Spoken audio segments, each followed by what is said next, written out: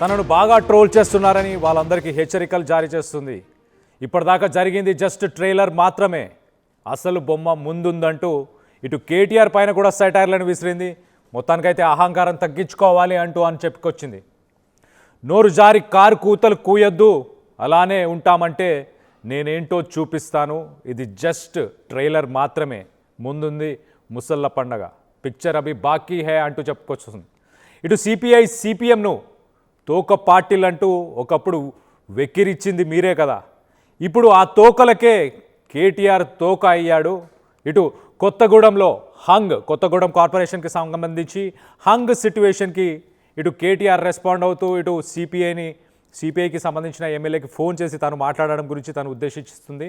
మొత్తానికైతే ఒకప్పుడు సిపిఐ సిపిఎంలను ఈ వామపక్ష పార్టీలను తోక పార్టీలంటూ వెక్కిరించారు కదా, ఇప్పుడు ఆ తోకలకే కేటీఆర్ తోక అయ్యాడు అంటూ ఆమె సెన్సేషనల్ కామెంట్స్ అని చెప్పుకోవచ్చు. ఒక్కసారి ఇటు కవిత తన మాటల్లోనే ఏం మాట్లాడిందో ఒకసారి వినే ప్రయత్నం చేద్దాం. కార్మికుల హక్కుల కోసం బాగా పనిచేసింది కాబట్టి కొత్తగూడెంలో నేను ఇక సరే మనం రాజకీయ శక్తిగా వస్తామనగానే బీఆర్ఎస్ పార్టీ నుండి అనేక మంది సోషల్ మీడియాలో కావచ్చు, ఇంకో చోట కావచ్చు, రకరకాలుగా ట్రోలింగ్ చేస్తూ ఉన్నారు. వాళ్ళందరికీ నేను ఒకటే మాట చెప్తా ఉన్నా, ఎట్ సిర్ఫ్ ట్రైలరే, పిక్చర్ బాకీ. సో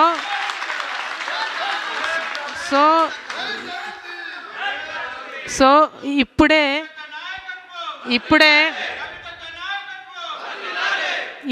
తొందరపడి మాట జారకండి, కారు కూతలు కుయ్యకండి, ఇప్పటికన్నా సరిదిద్దుకోండి. ఉద్యమకారులను పట్టించుకోలేదు. కేటీఆర్ గారు మాట్లాడుతూ సిపిఐ పార్టీ కార్మికుల హక్కుల కోసం బాగా పనిచేసింది కాబట్టి కొత్తగూడెంలో నేను ఓపెన్ ఆఫర్ ఇస్తున్నా అని చెప్పారు. అంటే బీఆర్ఎస్ పార్టీ ఎంత దుస్థితికొచ్చిందంటే, మనం ఇదివరకు సిపిఐ సిపిఎం పార్టీని తోక పార్టీ అనేది బీఆర్ఎస్ వాళ్ళు, అంటే ఇప్పుడు ఆ తోక పార్టీకి తోకగా మారిపోయింది బీఆర్ఎస్ పార్టీ. వాళ్ళు అడగనే లేదు, వీళ్ళే ఓపెన్ ఆఫర్ ఇచ్చి మేమే ఇస్తాం పొత్తు అని చెప్తారు. నేను ఇదివరకు కూడా చెప్తూ వచ్చిన నా పొలిటికల్ అబ్జర్వేషన్ ప్రకారం బీజేపీ బీఆర్ఎస్ పొత్తుకు ఇది తొలి మెట్టుగా నేను భావిస్తూ ఉన్నా. మరి ఇక్కడ నుంచి ఎట్లయితుంది ఏంది అన్నది అబ్జర్వ్ చేస్తూ ఉండాలి, కానీ తొలి మెట్టుగా నేను భావిస్తూ ఉన్నా.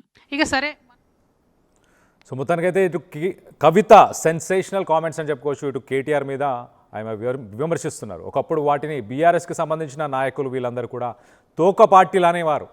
అలాంటి తోక పార్టీలు వాళ్ళ గురించి ఇప్పుడు ప్రస్తుతానికి వాళ్ళకి కేటీఆర్ ఒక తోకలా మారాడు, వాళ్ళకి తోకలా అయ్యాడు అంటూ ఇటు కవిత చెప్పుకొచ్చే ప్రయత్నం చేసింది. వాళ్ళు అడగక ముందే నేనే మీకు కార్పొరేషన్కి సంబంధించి మీరు కావాలంటే తీసుకోండి, నేను మద్దతు ఇస్తాను అంటూ ఫోన్ చేసి మరి ఇటు కేటీఆర్ మాట్లాడాడంటూ మొత్తానికి సెన్సేషనల్ కామెంట్స్. బీఆర్ఎస్ ప్రభుత్వం గడిచిన 10 ఏళ్ళు ప్రభుత్వంలో వాళ్ళు పాలించిన అన్ని రోజులు కూడా ఉద్యమకారులను ఏ రోజు కూడా పట్టించుకోలేదు. అలాగే ఇటు ఒక శక్తిగా నేను ముందుకొచ్చే ప్రయత్నం చేస్తున్నాను కాబట్టి బీఆర్ఎస్కి సంబంధించిన సోషల్ మీడియా వింగ్ నన్ను టార్గెట్ చేస్తుంది. నన్ను టార్గెట్ చేస్తూ సోషల్ మీడియాలో కొన్ని మేమ్స్ని, కొన్ని పోస్టులని పెట్టే ప్రయత్నం చేస్తున్నారు అంటూ ఆయన సెన్సేషనల్ కామెంట్స్. ఇది జస్ట్ బిగినింగ్, ఇది ప్రారంభం మాత్రమే, పిక్చర్ అభి బాకీ హే అంటూ వార్నింగ్ ఇస్తుంది. మరి రానున్న రోజుల్లో ఇంకా కొన్ని విషయాలను బయటపెట్టే అవకాశం ఉందా, లేకపోతే ఏం చేసే అవకాశం ఉంది, దీనికి సంబంధించి మరింత అప్డేట్ తీసుకునే ప్రయత్నం చేద్దాం. మా ప్రతినిధి మధు ఉన్నారు, మధుతో మాట్లాడి తెలుసుకునే ప్రయత్నం చేద్దాం. మధు, చెప్పండి, ఇటు కొత్తగూడెం అని అంటే బొగ్గు గనులు, ఒక రకంగా సింగరేణికి సంబంధించిన కాలరీస్ అని చెప్పుకోవచ్చు. ఒకప్పుడు వాటి యూనియన్స్కి ప్రెసిడెంట్గా వాటి యూనియన్స్ని రన్ చేసింది కవిత అని చెప్పి అనుకోవచ్చు. ఒక శక్తిగా తాను వస్తుంది అన్న ఉద్దేశంతోనే బీఆర్ఎస్ సోషల్ మీడియా వింగ్ ఇలా తనపైన సెటైరికల్గా కావచ్చు, ఇలాంటి మేమ్స్ కానీ పోస్టులు కానీ పెట్టే ప్రయత్నం చేస్తుంది. మొత్తానికి వాళ్ళందరికీ వార్నింగ్ కూడా ఇస్తుంది చాలా క్లియర్గా, పిక్చర్ అభి బాకీ హే అంటుంది. అంటే రానున్న రోజుల్లో ఇంకా కొంత ఇంపార్టెంట్ అలాగే కాంట్రవర్షియల్ విషయాలని మనం బయటపెట్టే అవకాశం ఉందా? కంటే కాస్త దూకుడు పెంచుతూ ముందుకు పోతా ఉన్నారు.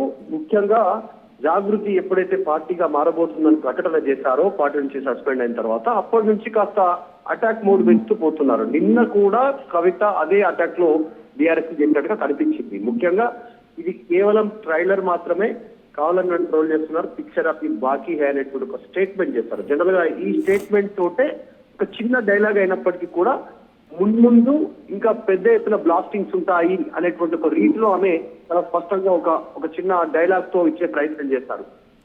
అహంకారం తగ్గించుకోవాలి, నోరు జారి నా పైన ఎవరైతే ట్రోల్ చేస్తా ఉన్నారో, కారు కూతలుపుతా ఉన్నారో ఇప్పటికైనా బంద్ చేయండి, అలానే ఉంటామంటే నేనేంటో త్వరలో చూపిస్తాం. మొన్న జరిగినటువంటి మున్సిపల్ ఎన్నికల్లో దాదాపు కొన్ని ప్రాంతాల్లో ఇటు ఆల్ ఇండియా ఫార్వర్డ్ బ్లాక్ సంబంధించినటువంటి పార్టీతో కలిసి సమన్వయం చేసుకుంటూ జాగృతి సంస్థ అభ్యర్థులు ఆసక్తి ఉన్నటువంటి వారు పోటీ చేశారు. సో వాళ్ళు విజయం సాధించారు. ఒక దగ్గర అయితే డైరెక్ట్ గా గద్వాలలో కార్పొరేషన్ ని వడ్డేపల్లి శ్రీనివాస్ ఆధ్వర్యంలో కార్పొరేషన్ ని కైవసం చేసుకున్నారు. తర్వాత జరిగిన పరిణామాలు వేరే, ముఖ్యమంత్రి సమక్షంలో జాయిన్ అయ్యారు వాళ్ళు వేరే. కానీ ముందుగా అయితే ఆల్ ఇండియా ఫార్వర్డ్ బ్లాక్ తో ఒప్పందం కుదుర్చుకొని ముందుకు పోయినటువంటి పరిస్థితి. సో మొదటి ఎన్నికల్లోనే ఒక జలకిచ్చాము రాజకీయంగా, ఫ్యూచర్ లో ఇంకా పెద్ద ఎత్తున మా పర్ఫార్మెన్స్ ఉంటుందనేటువంటి రీతిలో నిన్న బీఆర్ఎస్ పార్టీకి ముఖ్యంగా కేటీఆర్ కి ఆమె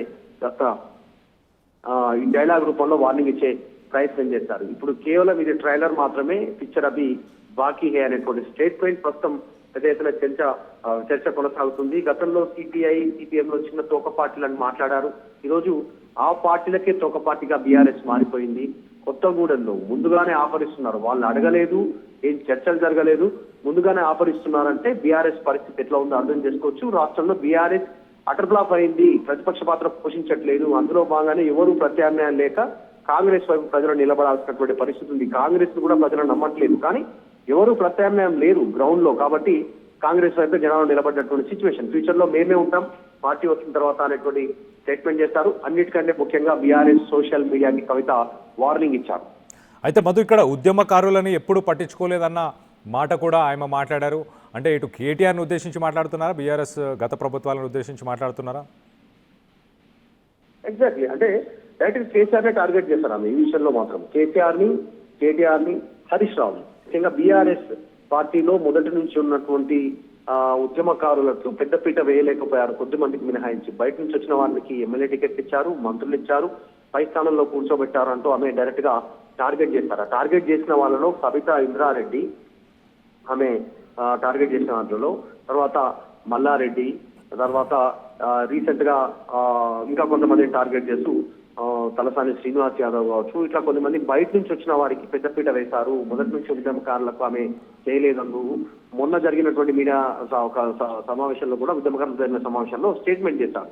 మాది పత్తు రాజకీయ పార్టీగా ఉండదు, ఉద్యమ పార్టీగానే ఉంటుంది అనేటువంటిది. అంటే తండ్రికి కౌంటర్ ఇచ్చారు ఆమె. గతంలో స్టేట్మెంట్ ఇదే చేశారు కేసీఆర్ తెలంగాణలో అధికారంలోకి వచ్చిన తర్వాత. ఇక్కడ నుంచి మాది ఉద్యమ పార్టీ కాదు, పత్తు రాజకీయ పార్టీ అనేటువంటి స్టేట్మెంట్ చేశారు. అంటే ఆ ఉద్యమం అనేటువంటి దాంతో ఆ బంధాన్ని తెంచుకున్నారు బీఆర్ఎస్. కానీ మేము మాత్రం ఉద్యమ పార్టీగా ఉంటామనేటువంటి మీనింగ్ లో కవిత మాట్లాడారు. డైరెక్ట్ గా కేసీఆర్ కి టార్గెట్ చేస్తారు, ఉద్యమకారులను పట్టించుకోలేదు అని కేసీఆర్ ని ఆమె మాట్లాడారు. సార్ తండ్రి అయినా, బీఆర్ఎస్ పార్టీ ప్రెసిడెంట్ అయినా, మాజీ ముఖ్యమంత్రి అయినా ఆమె డైరెక్ట్ గా తండ్రి, అన్న, బావ వీళ్ళందరినీ పొలిటికల్ టార్గెట్ చేసుకుంటూ పోతా ఉన్నటువంటి పరిస్థితి. నేను అక్కడ ఉన్నప్పుడు లోపల నుండి బాధపడ్డాను, మీరంతా బయట ఉండి బాధపడ్డారు, పెద్ద తేడా ఏం లేదు, అందుకే ఈ రోజు బయటకు వచ్చాను మాట్లాడుతున్నటువంటి పరిస్థితి అనేటువంటి స్టేట్మెంట్ చేశారు. సో ఆమె అటాక్ మోడ్ పెంచుతూ పోతున్నట్టుగా కనిపిస్తా ఉంది. కళ్యాణ్ వరుసగా పొలిటికల్ గా జాగృతి 3 నెలల లోపల పార్టీగా మారబోతా ఉంది. దాని తర్వాత ఆమె పూర్తి స్థాయిలో గ్రౌండ్ లో ఉండేటువంటి కార్యక్రమాన్ని రూపొందించుకున్నట్టుగా తెలుస్తా ఉంది.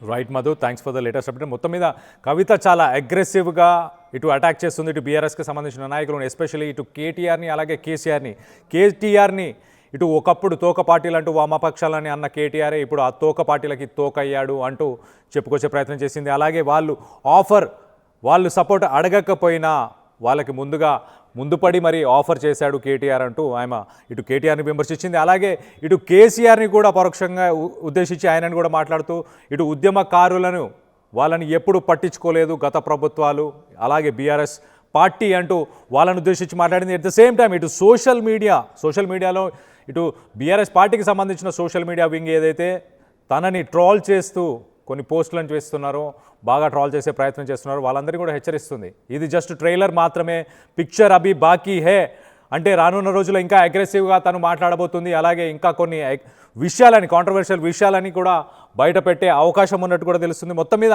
ఇటు బీఆర్ఎస్ ప్రభుత్వం ఉన్నన్ని నాళ్ళు అలాగే ఆ పార్టీ కానీ ఉద్యమకారులకి న్యాయం చేసిందనుకుంటున్నారా, చేయలేదనుకుంటున్నారా? దీనిపై మీ అభిప్రాయాలు ఏంటనేది కింద కామెంట్ రూపంలో తెలియపరచండి. అలాగే ఒక్కసారి కవిత ఇచ్చిన వార్నింగ్ను ఒక్కసారి వినే ప్రయత్నం చేద్దాం. సోషల్ మీడియాలో కావచ్చు, ఇంకో చోట కావచ్చు, రకరకాలుగా ట్రోలింగ్ చేస్తూ ఉన్నారు. వాళ్ళందరికీ నేను ఒకటే మాట చెప్తా ఉన్నా, ఎట్ సిర్ఫ్ ట్రైలర్ है, पिक्चर बाकी है.